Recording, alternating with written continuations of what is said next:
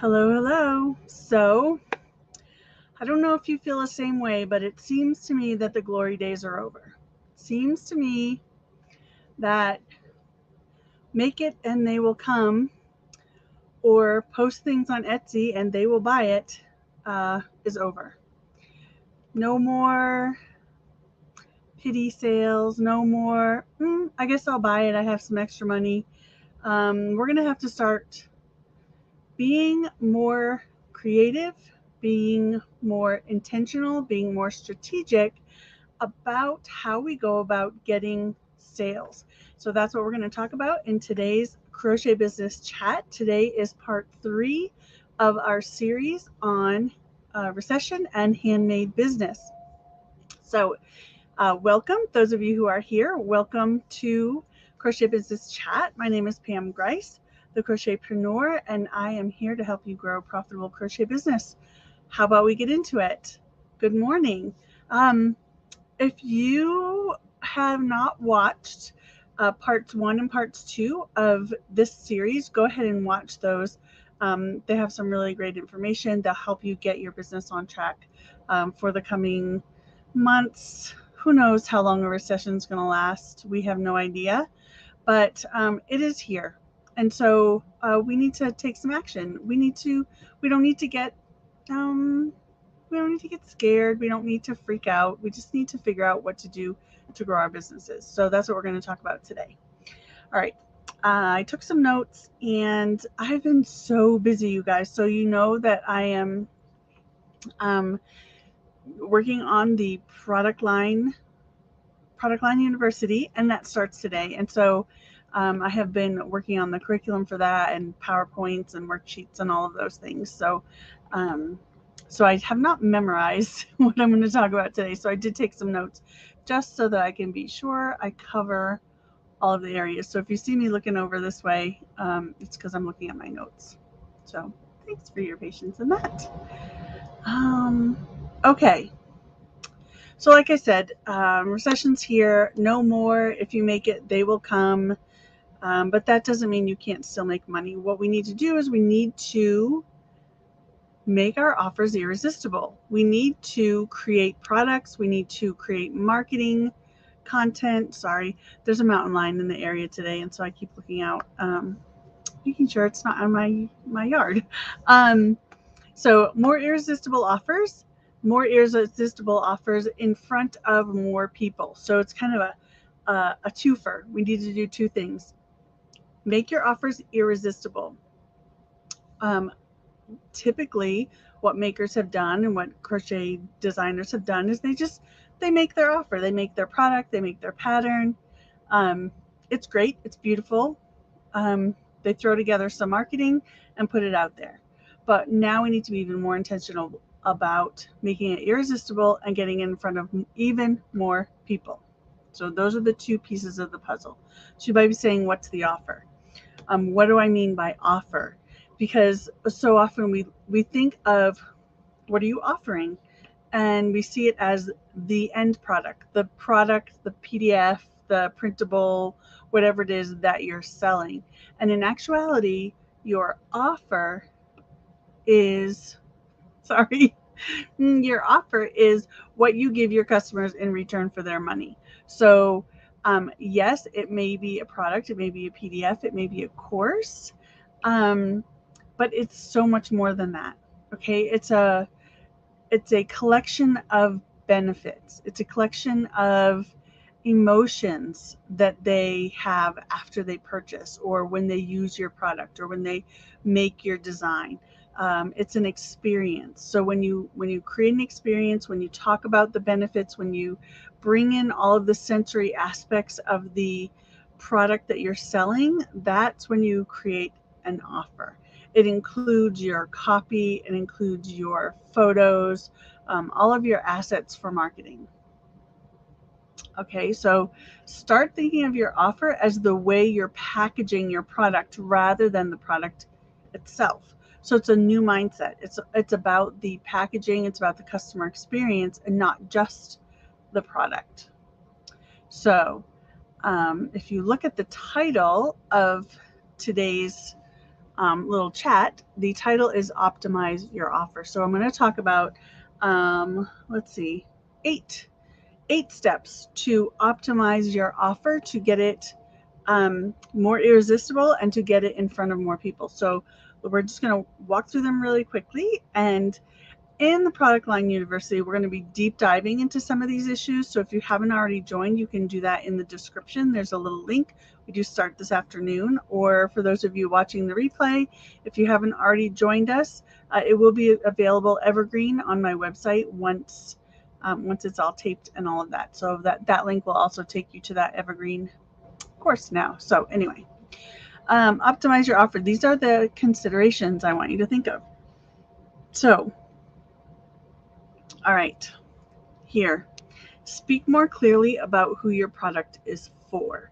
So previously, we would just let our customers kind of assume who the product is for. And I'm just talking about the typical maker or pattern seller.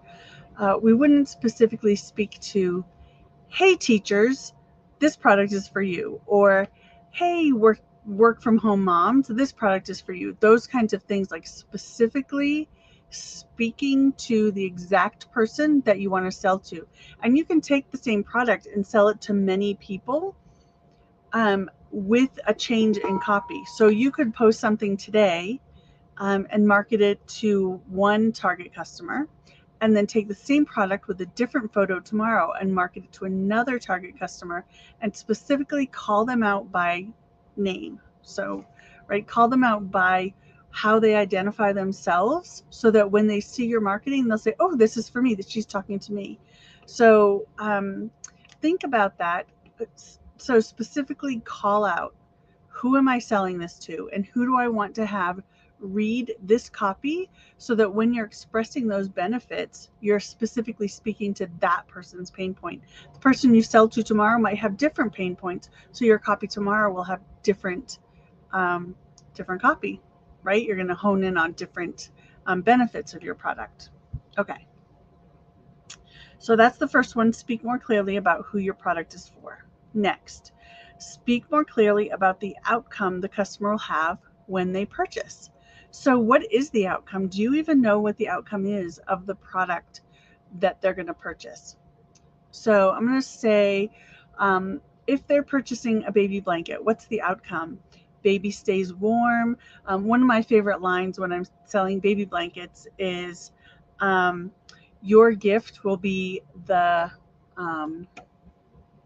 best gift at the baby shower. I use better language than that, but it will be the hit of the baby shower. Everyone will be impressed. It's so gorgeous. Everyone's going to be oohing and awing over the gift that you purchased. And so it speaks to that kind of vanity, pride going on with the customer that you want to have purchase this. Another benefit of a baby blanket, depending on what kind of baby blanket it is you can speak to the heirloom quality and how this will be passed down through generations.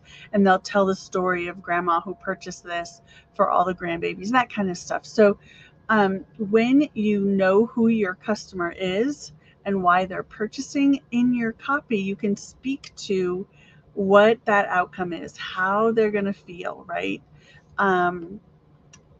Yeah.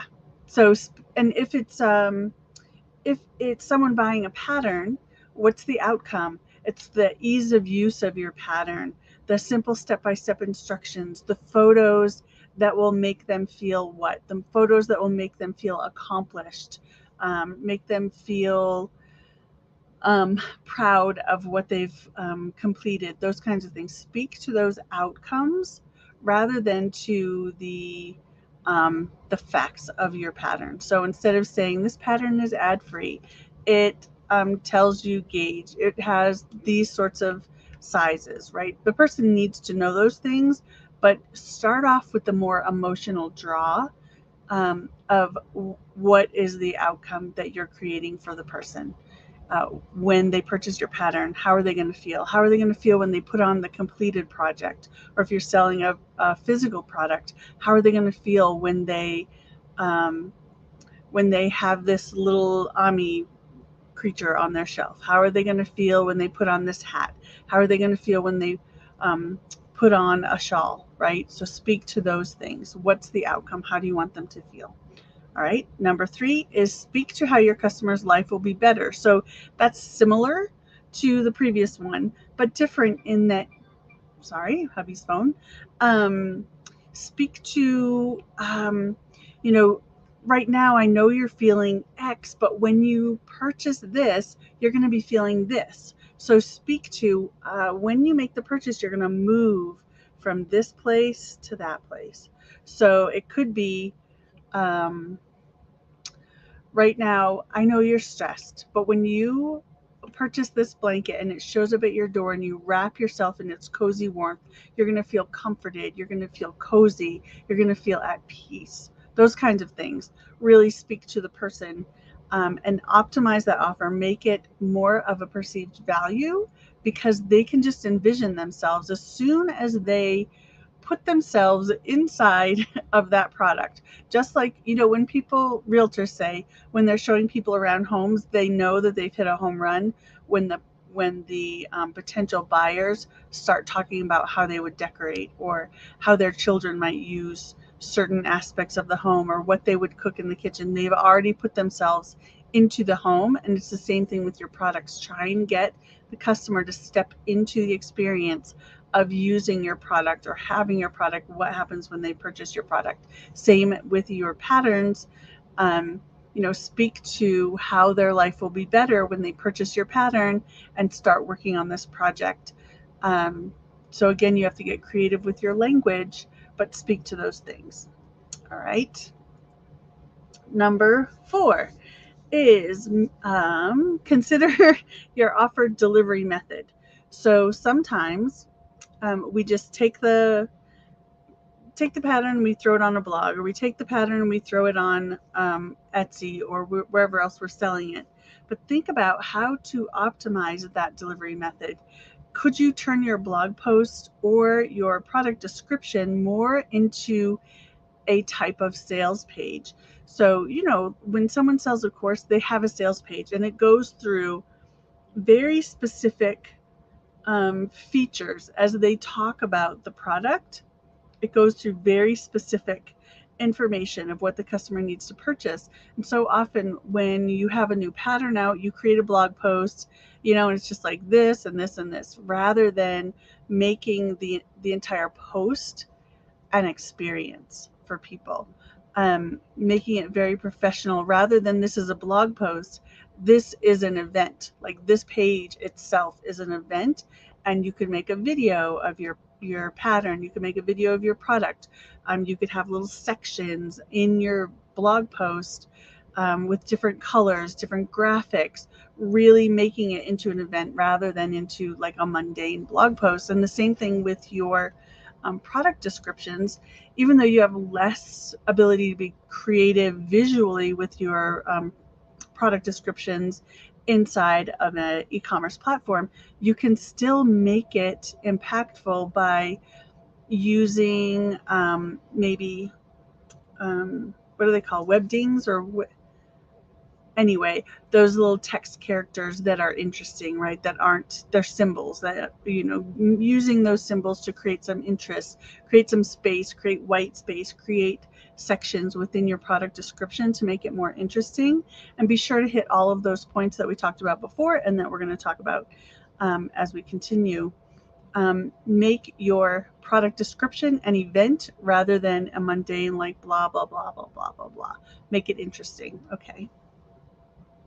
Next, number 5 is make sure your pricing is on point and it speaks to the value of your products. Now, in Product Line University today, we are going to be talking about pricing and whether you should lower your prices during a recession. And this is going to be up to you based on how you feel about this. But it's really important that your pricing reflects the value of what you're selling. Recently, I raised the price of a certain product, and it sold like gangbusters. So it had been one price, and it sold here and there. I raised the price, it started selling like crazy. So sometimes that happens. And if you are underpricing your products, it could be that people don't value it. And even during a recession, people are looking for value. They're looking, if they're going to spend their dollars, they want to spend their dollars on things that have the most value to them. And if you're underpricing, you might be telling people this is not valuable. This is kind of junk. And they're going to be less likely to buy it. So really take a look at how your pricing speaks to the value of your product, and make sure you're getting paid. All right, number 6, speak exactly to what the customer will lose if they don't purchase. So this is easier. Oh, sorry, my neck. This is easier in course copy, because if you're saying, you could choose not to join today, but just know that that means you're not going to learn this, and you're not going to learn this, and you're going to struggle with this. I don't want that for you, so I suggest you join. So think of, if the customer doesn't purchase what I'm selling to them today, what's the negative side of that? What are they losing out on? They're losing out on coziness. They're losing out on the comfort of that beautiful blanket. They're losing out on having the most ooh and ahhed over gift at the baby shower. They're losing out on that heirloom storytelling legacy of grandma who bought this beautiful blanket that we're passing down through the generations. So speak to, I really want such and such for you, and if you don't choose to purchase today, I fear that this is going to happen, right? So you don't have to just speak to what they get. You can also speak to what they're not going to get if they don't purchase. Number 7, consider adding bonuses, timers, special discounts for fast-lasting purchases. Again, this is bringing in those strategies of course creators into the product sales realm, into the pattern sales realm. Now, you see people do this for bundles. They'll add a timer. They'll have it ending this week. It won't be available anymore. They'll add bonuses. But people don't typically look at using these strategies for their individual product sales. So you might consider that. If you do create a blog post for your product sales or your pattern sales, you could add, special pricing through this date, and you add a timer. If you're using Elementor on a WordPress blog, it's super easy to add a little countdown timer. And a lot of email providers will offer countdown timers as well. So consider that. They're very helpful. And especially if you are offering something of value, if you're offering a discount, or if you're offering a time-limited anything, time-limited bonuses, those kinds of things, it will encourage the customer to purchase now, rather than to wait and think about it and not come back and purchase. So again, we're optimizing this offer to make the conversion, to make the sale. And again, bonuses could be time limited, or it could be like, hey, for special just today, if you purchase today, I'm going to give you X. I'll give you an additional pattern. I'll give you an additional discount. I'll give you a ticket to a special event, those kinds of things. So consider doing that as well to really encourage that sale. All right, and the last one for optimizing your offer is make the ask. Make the ask. So many people are afraid to actually ask for the sale. And like when you're posting on social media and you say, hey, I made this today, or this is available, but you're not saying buy now, go purchase it here. Because we don't want to feel salesy. We don't want to feel sleazy. But so often when you make that ask, people take action, right? So you're missing out on people taking action by not actually asking or telling or putting a call to action in the bottom of your posts or your blog posts, your social media posts, anywhere that you are listing something, even in your product descriptions on Etsy. Purchase today. I can't wait to whatever, see you finish this project and share it with me on social media, those kinds of things. Using those words puts it into the mind of the customer, oh, I need to go do this. Okay. And then I want you to set up systems to ask over and over again. So whether you use something like Recur Post to every 3 months, go ahead and post this on my Facebook page, and you write your content, you add the photo, you add the link, and it just does it for you, and it just reposts it every 3 months, so it continues to make that ask for that same product over and over again, periodically. Or if you set it up on your calendar to say, like, hey, every 7 weeks I'm gonna market this product, every 7 weeks I'm gonna market that product, and then you just stagger those so that you have a revolving kind of revolving door of customers coming in, because you have new customers all the time. Sometimes old customers drop off, they stop opening your emails, new customers come on, they've never heard of those old offers that you had. So recycling those, you can set up automations in your mailing, your email provider, to automate emails to people. I have set up, it's not turned on right now, so you won't see this, but I send out a manual email on Mondays. So this is my email for what I'm thinking of this week, what I want to share with you this week. But on Thursdays, I have an automated email that goes out based on when a person joins my email list. And there's about 80 or more emails in that sequence, and it goes out every Thursday. And it just is set up to share older offers, specifically with that person, specifically where they're at. So someone who joins my email list today will receive a certain email this Thursday, and someone who joined 7 months ago is going to receive a different email on Thursday. So it's just based on when they sign up, and it just kind of is this revolving thing to keep those products in front of new customers who may not have seen them before. So when you set up those systems, you really help to scale your business, because you just set it and forget it, and the system takes care of it for you and is making those sales just on a recurring basis, and you don't have to do anything. So those are my tips for you on optimizing your offer for conversions, for sales, even during uncertain times. So if you haven't already, go ahead and subscribe, because we have several more episodes of this series. And also, so subscribe, like, do all the things, do all those YouTube-y sort of things, and you'll be able to get more tips and tricks on crochet business, as well as if you haven't joined the Product Line University, there is a link in the description. We start in 10:30, 2.5 hours from if you're watching this live. If you haven't already joined, join us. Today we're talking about myths and mindsets that are keeping you stuck. I'm going to be busting through some mindsets, and then we're going to have some lab work afterwards where we're going to work through some of that stuff. And I have some really interesting things to share with you today. So I hope that you'll join us. We're going to continue each day this week through different building product line that will help you create a recession-proof business. So I hope you'll join us. And that is what I have for you today. I'm going to go look at your, oops, hang on. Look at that. I'm going to go look at your comments. Good morning, good morning. Hi, Sunrise Kid. Just subscribe. I'm glad you're here.